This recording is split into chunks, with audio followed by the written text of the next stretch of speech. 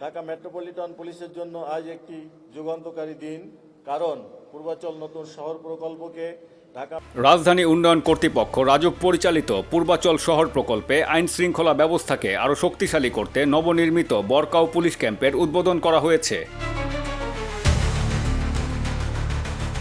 বুধবার 1 জুলাই পূর্বাচল নতুন শহর প্রকল্পের রাজউক সেন্ট্রাল মেডিকেল স্টেট ইয়ার্ডে আয়োজিত অনুষ্ঠানে প্রধান অতিথি হিসেবে উপস্থিত থেকে ক্যাম্পটির উদ্বোধন করেন আইজিপি জনাব মোহাম্মদ আলী হোসেন ফকির।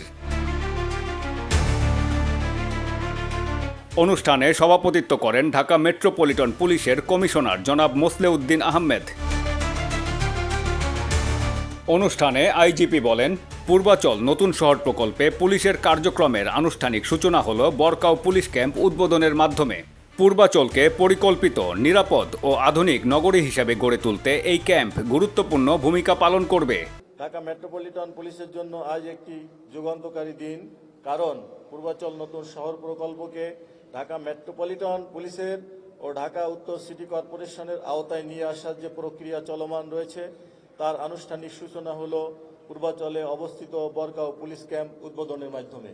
পূর্বাচলে রাজউকের মেকানিক্যাল স্টাক ইয়ার্ডে বরকাও পুলিশ ক্যাম্পের শুভ উদ্বোধন পূর্বাচলকে কেন্দ্র করে বর্তমান সরকারের সুদূর প্রসারী চিন্তাভাবনার পরিচয় বহন করে।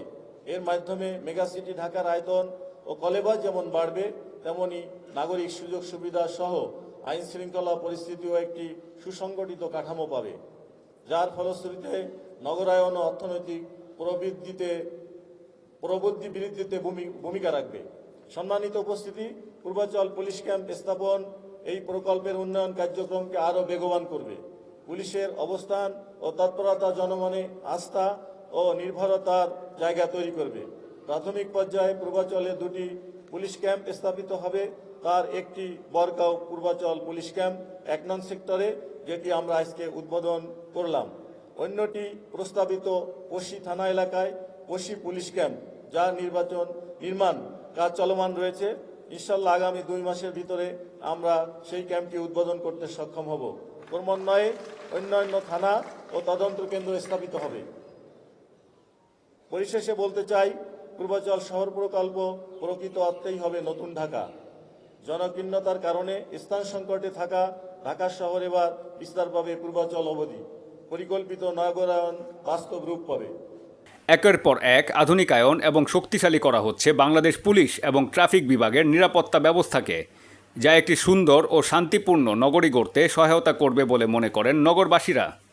সাখাওয়াত হোসেন সুজন, দৈনিক আওয়ার বাংলাদেশ, ঢাকা।